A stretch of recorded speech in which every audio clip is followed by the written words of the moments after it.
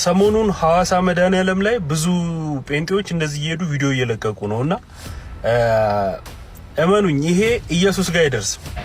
እኛ ጋር ግን ድራማ የለም። ማሳየት የምንፈልገው ሪያሊቲ ነው። ይሄንን አስረግጬ ነው መነገር። ምናልባት መልእክቴ ስለሚደርስ ማለት ነው። እና አድርሱለት፣ ቆርጣችሁ ላኩለት። ፓስተሩ ከነተከታዮቻቸው ወደ እናት ቅድስት ቤተክርስቲያን ተመለሱ። ድፍረት ላይ ለምን ደረሱ? ለምን ፈለጉት? ይሄንን ስትሉ ለሚያመልኳት አምላክ በማርያም ስም ለምትጠራው መንፈስ የእግዚአብሔርን ቃል ለመገበር እንደሚፈልጉት ለማድረግ ትርጉም ላይ ስላልተመቻቸው ነገሮችን ሁሉ ለማርያም የመስጠት አጋንንታዊ አባዜ ስለተጠናወታቸው ግንበኞች የናቋት ብለው ይሄንን ስም ይሄንን አገላለጽ ወደ ሴት አንቀጽ የወሰዱበት ዋናው ምክንያት ከማርያም ጋር ለመስፋት። ስለዛ በዓሉን ስታከብሩ ዕለተ ዓርብ ክርስቶስን እያሰባችሁ በደስታ መሞላት እንጂ ማልቀስ፣ ማዘን፣ ባዶ እግር መሄድ ፈጽሞ አያስፈልግም። ወልድኪ ነፍሳተ ሶባራየኪ በእሳተ ኩነኔ ዘሃሙ ማርያም ትብሊ በንቲ አዎሙ። ስለዛ በዓሉን ስታከብሩ ዕለተ ዓርብ ክርስቶስን እያሰባችሁ በደስታ መሞላት እንጂ ማልቀስ፣ ማዘን፣ ባዶ እግር መሄድ ፈጽሞ አያስፈልግም። ክርስቶስ ተንሥአ እሙታን። እሺ ክርስቶስን አይሰብኩም የምንለው ይኸውላችሁ በቂ ምክንያት አንደኛው ይሄ ነውና እስቲ ቅዱስ ጳውሎስ በዚህ በሮሜ መልእክቱ ምዕራፍ 8 ከቁጥር 17 ምን ይለናል የሚለውን አንዲት በጣም ቆንጆ የሆነች ኃይለ ቃል ልንገራችሁ። አሁን የክርስቶስ መከራ ተካፋዮች ብንሆን አንድ ቀን የክብሩ ተካፋዮች እንሆናለን ብሎ ቅዱስ ጳውሎስ ተናግሯልና ከዚህም በፊት በመጽሐፍ ቅዱስም ላይ የክርስቶስን እጽዋቱ መከራ ዕለት ዕለት እያሰባችሁ ኑሩ እንደተባለው ማለት ነውና ሰው ሞቶልኛል ለሚለው አምላኩ ተሰቅሎልኛል ብሎ ለሚያምነው አምላኩ እንዴት ነው የክርስቶስን እጽዋቱ መከራ አታስቡም ማለት?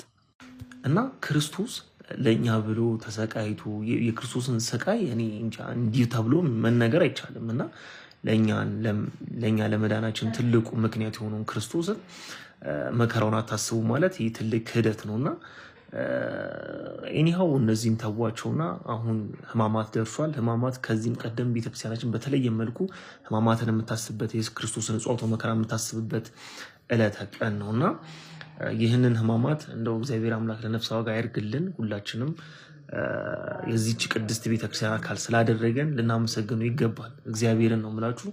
ስለዚህ ይህንን ህማማት የክርስቶስን እጽዋቱ መከራ የምናስብበት ስለሆነ እሱም መስለን እንድንኖር እግዚአብሔር አምላክ ይፍቀድልን። ይመቻችሁ። ሰሞኑን ሐዋሳ መድኃኔዓለም ላይ ብዙ ጴንጤዎች እንደዚህ እየሄዱ ቪዲዮ እየለቀቁ ነውና እመኑኝ ይሄ ኢየሱስ ጋር አይደርስም። ምክንያቱም እያደረጋችሁ ያላችሁት ለምንድነው? ኦን ታርጌት ነው፣ ሆን ተብሎ ማለት ነው። ኦርቶዶክሳውያን እንዲናደዱ፣ ኮሜንት እንዲጽፉ፣ ቪዲዮአችሁ ቫይራል እንዲወጣ ነው።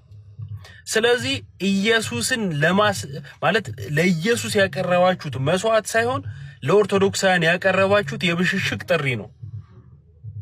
ኦርቶዶክሳውያን ደግሞ በቤተ ክርስቲያናቸው በስርዓታቸው በእምነታቸው ስለማይደራደሩ ስለሚያበሽቃቸው እንዲህ አይነት የህፃን ጨዋታ ኮሜንት ያደርጋሉ፣ ይናደዳሉ። ለምን ይላሉ? በዛ መሃል እናንተ ቫይራል የምትወጡ መሰላችሁ። ከኢየሱስ ካለ ምናልባት የምር እናንተም ጋር ካለ እየራቃችሁ ነው። የበታችነት ስሜት ተጠቂ እየሆናችሁ ነው። አሳፈራችሁ። አዳራሻችሁ ውስጥ መዘመር አልቻላችሁ። አዳራሻችሁን እያሳያችሁ መዘመር አልቻላችሁም። አፈራችሁበት። ስለዚህ እኛ ጋር ነው የመጣችሁት። ጥሩ፣ እንኳን ደህና መጣችሁ።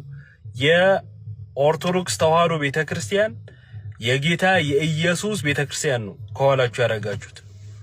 የእናንተ ትምህርት ግን ምንጩ ከሰው ፍጻሜውም የሰው ነው ብለን ነው የምናምነው እኛ። እና እንደዚህ አይነት ድራማ ባደረጋችሁ ቁጥር እዛ አካባቢ ያላችሁ ፋራ እየሆናችሁብኝ ነው ለኔ። እኛ ጋር ግን ድራማ የለም። ማሳየት የምንፈልገው ሪያሊቲ ነው። ይሄንን አስረግጬ ነው መነገር። ምናልባት መልእክቴ ስለሚደርስ ማለት ነው። እና አድርሱለት፣ ቆርጣችሁ ላኩለት። በወጣቱ ጄኔሬሽኑ ላይ እየቀለልክ ያለው ወንድማችን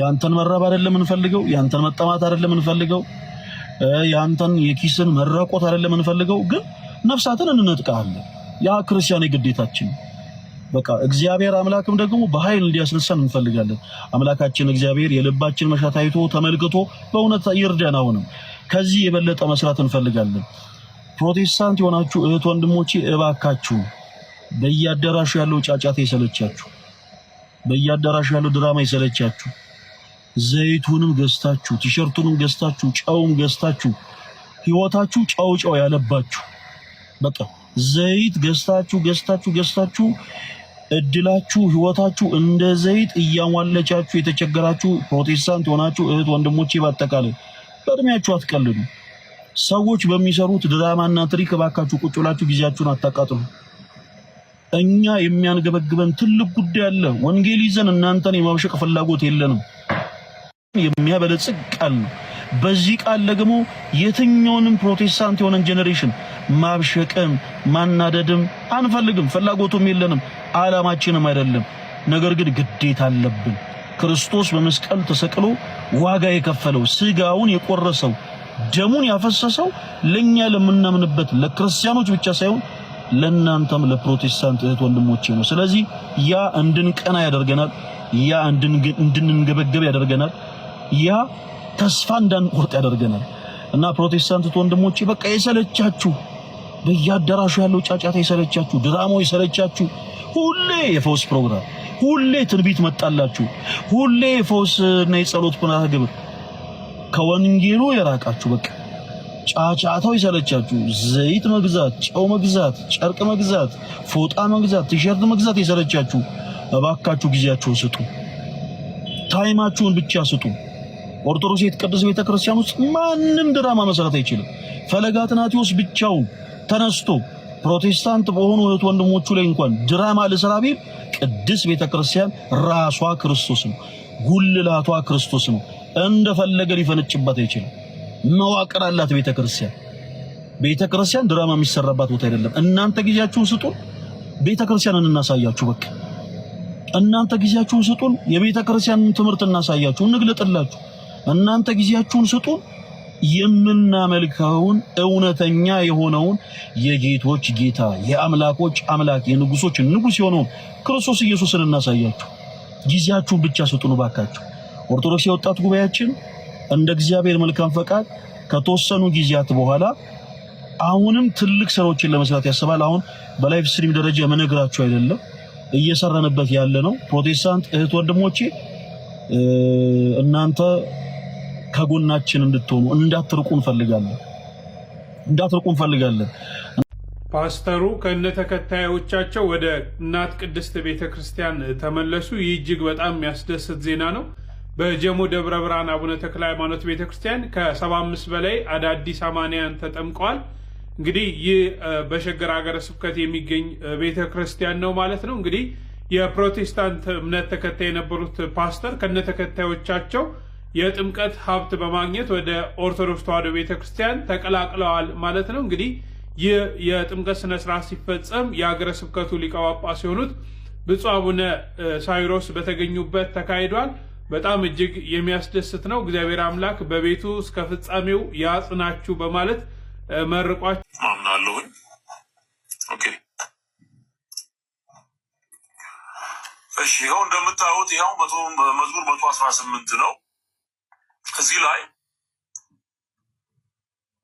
ግንበኞች የናቁት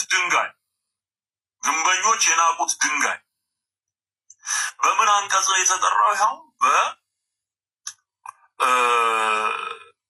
በወንድ አንቀጽ ወይም አንተ በሚል እነሱ ወደ ምን ቀየሩት አንቺ ማለት ግንበኞች የናቋት ድንጋይ ለምንድን ነው እንደዚህ የሚቸገሩት ብላችሁ ስታስቡ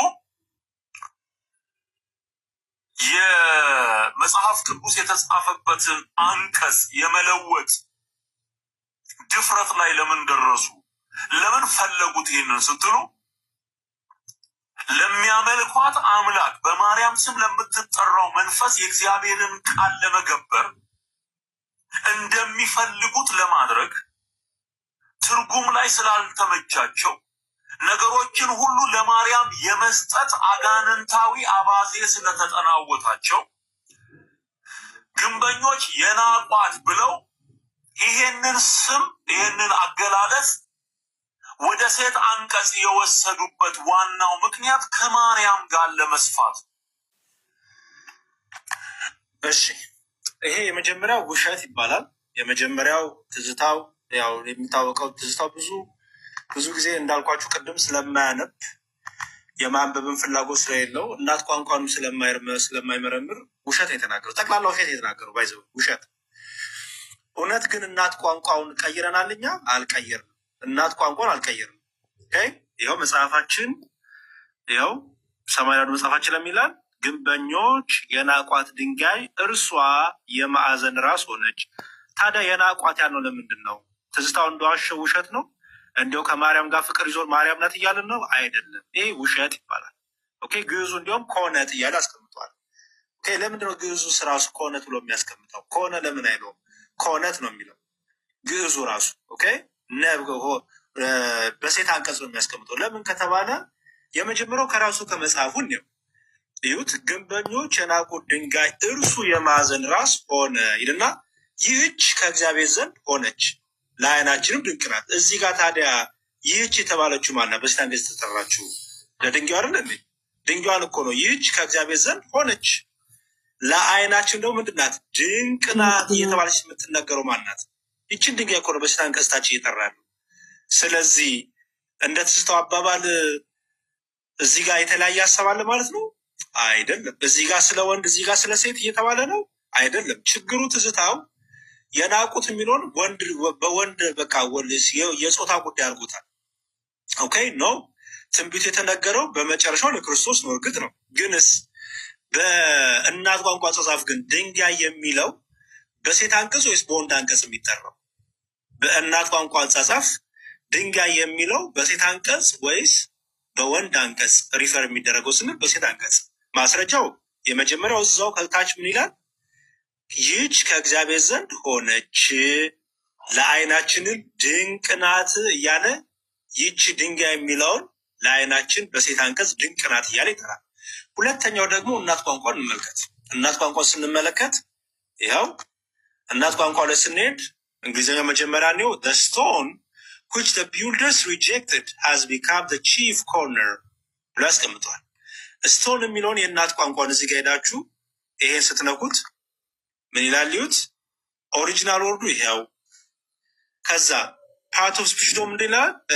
አነጋገር ስልቱ በሴት አንቀጽ ይላል። ያው የፓርት ኦፍ ስፒቹ አነጋገር ስልቱ በምንድን ይላል? አንቀጹ በሴት አንቀጽ ይላል። ያችሁት ዕብራይስጡም ራሱ ሂብሩ ራሱ በሴት አንቀጽ ነው። ይህንን ወይም ኤበን የሚለውን ትራንስሌሽኑ ሲነበብ ኤበን፣ ፕሮናንሴሽኑ ደግሞ ኤሄበን እንላለን ማለት ነው። ኤሄበን የምትለዋ ይቺ ኤሄ የምትለዋ ድምፅ የምትለው ድምፅ ማለት ናት። ሳስቼ ሊሆን ይችላል ድምፁን ስናገር፣ ግን የስፒቹ የሚቀጸለው በሴት አንቀጽ ተደርጎ ነው የሚነገረው። ስለዚህ ቤተክርስቲያናችን ምን አደረገች? ይኸው የናቋት ብላ በሴት አንቀጽ የተጠራውን ያን ድንጋይ የሚለው ናውን ፌሚኒን የሆኑን አስቀምጠዋል። ስለዚህ ትዝታው ውሸት ዋሸ። የመጀመሪያው ውሸት እናት ቋንቋው በወንድ አንቀጽ ነው ያስቀምጣለው፣ ውሸት። ማስኩሊን ሳይሆን ፌሚኒን ነው የመጀመሪያው ውሸት። ይህ ውሸት ደግሞ ከምን ይመጣል? አለማንበብ። ትዜ አንብብ ፕሊዝ፣ ትዜ አንብብ። እንግሊዝኛ ተማርና አንብብ። እንግሊዝኛ ካልቻልክ ትምህርት ቤት ግባ። አሜሪካ ሀገር ፍሪ እንግሊሽ ክላሶች አሉ። ጎሄድ ገብተህ ተማር። ከመቀመጫ ተነስተህ ተንቀሳቀስ ተማር። የመጀመሪያው። ሁለተኛው እዚህ ጋር በሴት አንቀጽ ሲጠራ ማርያም ናት አለ።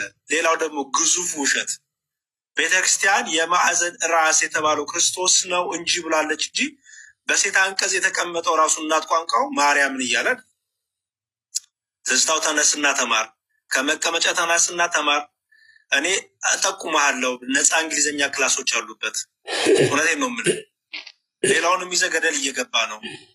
ይኸውም ይላል ናውን ፌሚኒን ይላል።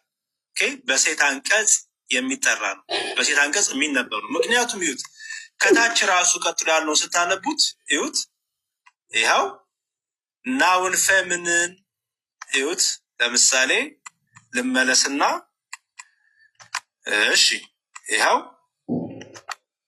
23 ላይ this is the Lord doing is marvelous in our eyes በዓይናችን ድንቅ የሆነችው ይህች ናት የሚለው ትርጉም ማለት ነው። አያችሁት? ይሄ ቃል ይሄ ድንጋይ የሚለው ቃል በሴት አንቀጽ በሌላ ክፍሎችን ተጠርቷል። እናት ቋንቋ ለምሳሌ ልጨምር በአንደኛ ሳሙኤል ላይ ፈርስት ይኸው አንደኛ ሳሙኤል ይኸው ፈርስት ሳሙኤል ምዕራፍ 17 ቁጥር 49 ላይ አንደኛ ሳሙኤል ምዕራፍ 17 ቁጥር 49 ላይ አንደኛ ሳሙኤል ምዕራፍ 17 ቁጥር 49 ምን ይላል? እሺ እዩት ምን ይላል? And David put his hand into his bag and took from it a stone ይላል and struck the Philistine ይላል። ዳዊት እዚህ ላይ ጎልያድን ለመጣል ድንጋይ ሲያነሳ ድንጋዮች አነሳ ይላል አይደል ዳዊት?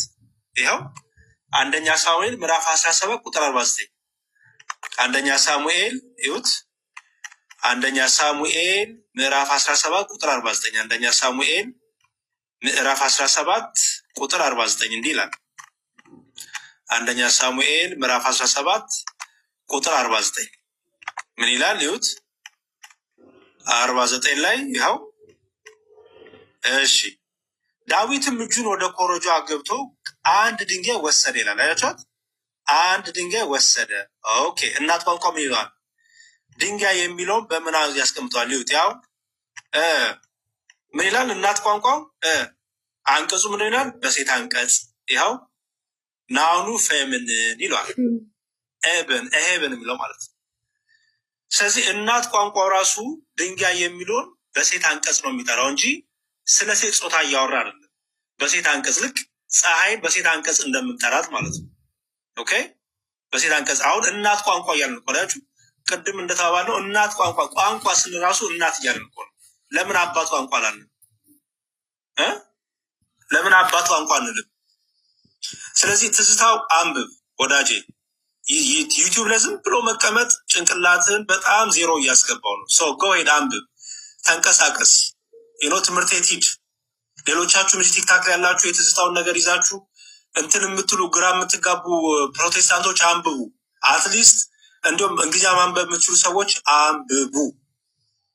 ኦኬ በቃ ዝም ብላችሁ ትዝታው ተናገረ ብላችሁ እኔ ብዙ ትዝታው የሚናገረውን ነገር እየወሰዳችሁ ካላችሁ በጣም ነው ትዋረዳላችሁ። በእውነት ትዝታው እያነበበ ስላልሆነ ማለት ነው። እና በሴት አንቀጽ የተቀመጡ ስለዚህ ቤተክርስቲያናችንም ይሄንኑ በሴት አንቀጽ አስቀምጧለች ማለት ነው።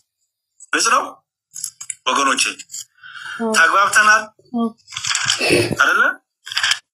ላሳያችሁ አንድ ልጨምርላችሁ። ትንቢተ ኢሳይያስ ላይ ይኸው ትንቢተ ኢሳይያስ አዛያ ላይ ትንቢተ ኢሳይያስ ምዕራፍ 28 ቁጥር 16 ላሳያችሁ።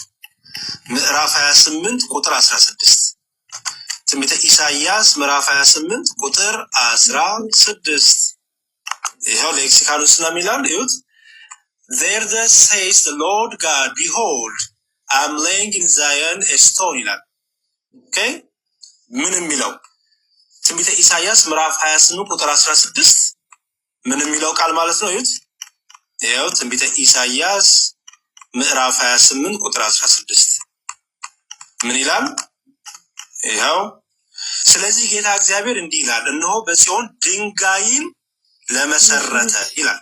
አያችሁ ድንጋይን ለመሰረተ። ኦኬ ለትዝታው ድንጋይ የሚለው እንግዲህ ወንድ ነው ማለት ነው።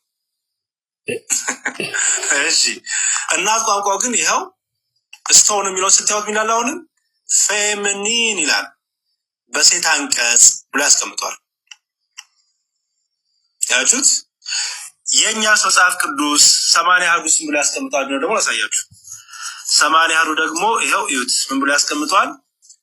28:16 ላይ እሺ 28:16 ስለዚህ ጌታ እግዚአብሔር እነሆ በጽዮን ድንጋይን ለመሰረተ አስቀምጣለሁ፣ ዋጋው ብዙ የሆነውን የተመረጠውን። አያችሁት? ስለዚህ አስተውሉ። ፌሚኒን ነው። ኦኬ ፌሚኒን ድንጋይ የምትለዋ በእናት ቋንቋ ሲቀመጥ ምንን ያስቀምጣል ማለት ነው? በሴት አንቀጽ የሚጠራ ነው ማለት ነው። አይሆፕ ገብቷችሁ ብዬ አስባለሁ። ህማማት ላይ መደረግ ስለሌለባቸው ነገሮች አንዳንድ ነገሮችን እናነሳለን። ሰላም እንዴት ናችሁ? እኔ ዲያቆን አብርሃም ነኝ። እንግዲህ ጾሙን እንዲህ ብለን ህማማት ላይ ደረስን። ከነገ ከሆሳዕና ጀምሮ የማይደረጉ ነገሮች አሉ። በስፔሻሊ በህማማት ወቅት ላይ ልናከናውናቸው የሚገቡ ነገሮችን ላናደርጋቸውና ምንን ደግሞ እስከምን ማድረግ አለብን የሚለውን በአጭሩ እንመልከት። የመጀመሪያው ጾም ነው። ጾም ከሌሎቹ ሳምንቶች በዘለለ ይሄ እስከ 1 ሰዓት ነው የሚጾመው። ህማማት ላይ ማንም ሰው እስከ 1 ሰዓት የመጾም ግዴታ አለበት፣ የታወቀ ህመም ከሌለበት በቀር። ሁለተኛ ምግብ ላይ ጣፋጭ በጣም ይሄን ያህል በቃ ሳቲስፋይድ ሆናችሁ የምትበሉት ነገር መኖር የለበትም በዚህ ሳምንት ማለት ነው። ሶ በተቻለ መጠን ጨው የሌላቸው ምግቦች ስጋችሁ እንዴት በገዳም ያሉ አባቱ ምን ያደርጋሉ? ቂጣው ላይ በጣም ጨው ያደረጉበትና ቂጣውን ሲበሉት ውሃ ጥም ያስነሳል ጨው። ቀን ላይ ያ ጌታ ተጠማ ያለውን ስሜት ይጋሩት ነበር አባቶች። እንደዚህ በማሳለፍ እሑድ የበሉ ማክሰኞ በልተው ሐሙስ በልተው ደግሞ እሑድ የሚበሉ እህቶችም ወንድሞችም አሉ፣ አክፍሎት ስለሚባለው ሐሳብ ማለት ነው። ስለዚህ በዚህ ሳምንት በጾም ጉዳይ እንደዛ እናደርጋለን። በጸሎት ጉዳይ ደግሞ ማድረግ ካለቡን ነገሮች መሀል እንመልከት። ጸሎት ስትጸልዩ የትኛው ጸሎት ይከለከላል፣ የትኛው ጸሎት አይከለከልም የሚባለውን ነገር እንመልከት። የመጀመሪያው የትኛውም ጸሎት አይከለከልም፣ ነገር ግን ክርስቶስ ተንሥአ እሙታን የሚለው ሐሳብን የሚያወሩ ቀለሞችን የሚያነሱ ቀለሞች በይፋ አይባሉ፣ በለሆሳስ ተብለው ግን ያልፋሉ፣ በውስጥ ማለት ነው። ለምን? አዲስ ኪዳን ተፈጽሟል። ስለዚህ ክርስቶስ ተነስቷል። ይህ በሐሳብ ወደ ብሉይ ኪዳን የመውረድን ለምንድነው ነገ የምንፈታው በእሑድ ላይ በዚህ ሳምንት ወደ ብሉይ ኪዳን የመመለስ ሐሳብ ነውና ሐሳቦች ሁሉ መልሰው ወደ አዲስ ኪዳን ስለሚመጡ እሑድ ነው ኦፊሻሊ ክርስቶስ ተንሥአ እሙታን ተብሎ የሚታወጀው ቅዳሜ ሌሊት ላይ ማለት ነው። ስለዚህ በተቻለ መጠን እንደሱ አይነት ቀለሞችን በለሆሳስ ተብሎ ይታለፋሉ። ዳዊት፣ ውዳሴ ማርያም፣ መልክአ መልኮች ምናምን ይደገማሉ፣ ግን በለሆሳስ ናቸው የሚባሉት። ዳዊት በይበልጥ በዚህ ሳምንት ዳዊትን ኤክሰርሳይዝ የምታደርጉበት ወቅት ነው። ለማርያም የእመቤታችን ሐዘኗ የምናስብበት ወቅት ነው በጣም ማለት። ስለዚህ እንደዚህ በጣም መስገድ፣ በጣም ቻሪቲ ማድረግ፣ እንደዚህ መመጽወት ምናምን የሚገባን ሳምንት ነው። ጌታችን መድኃኒታችን ኢየሱስ ክርስቶስ ሕማሙን አስበን ያደረገልንን ውለታ አስበን እኛም ከኛ ዝቅ ላሉ ከኛ ትንንሾች እንድናስብ እንድንተባበር ነው። ለትንሣኤው በሰላም እንዲያገናኘን እየተመኘው መልካም ጾመ ሕማማት እላለሁ።